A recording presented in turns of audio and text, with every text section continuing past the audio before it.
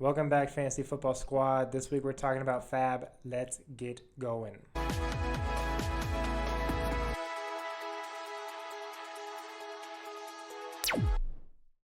We're going to jump right in today. FAAB stands for Free Agent Auction Budget. FAAB is used in a lot of leagues to pick up your waiver wire options. Sometimes they'll have it run where the best team will get the 10th pick, for example, and the worst team will get the first.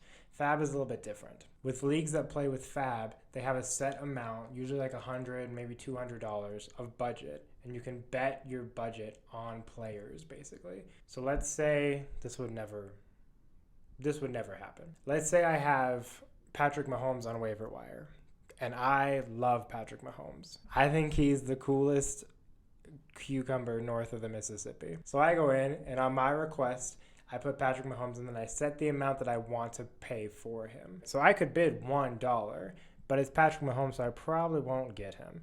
But I could bid a ton more money and potentially get him. But if I bid $50 and then Joe Blow next to me bids $51, he goes to Joe Blow and not me. Now I get my $50 back, which is nice, but I don't get Patrick Mahomes, so pros, cons. One thing I've noticed with FAAB is that people tend to be way too conservative in the beginning. Your most important waiver wire pickups are going to be in the first month of the season. If you look at this last season, you look at Puka Nacua, Kyron Williams, right? These guys who had pivotal, huge roles on their team, really just the Rams. Make sure you grab them early and make sure you're not afraid to spend money on them.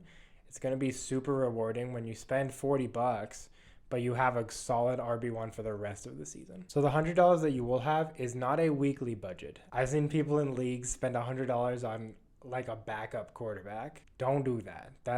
It's $100 for the entire season or $200 for the entire season. Do not spend $200 ever. You can spend a chunk. You should spend a chunk early on, but do not spend all of it on one dude. The nice part when you get later on to the season is that you can submit $0 bids on someone. So let's say I need Josh Dobbs, the backup to the backup quarterback in Minnesota. Why? I don't know. Let's just say I need him.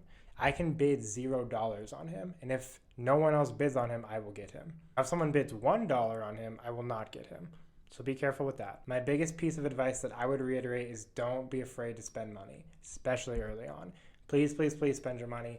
And please don't be afraid to blow it on a good running back out of week 1 or week 2. Thanks for watching the video, guys. We got a lot of content coming. We got some cool videos. We're going to start getting into mock drafts soon, which is crazy that season is upon us. If you like the video, check out the rest of our content. We're on Twitter. Check out our other videos.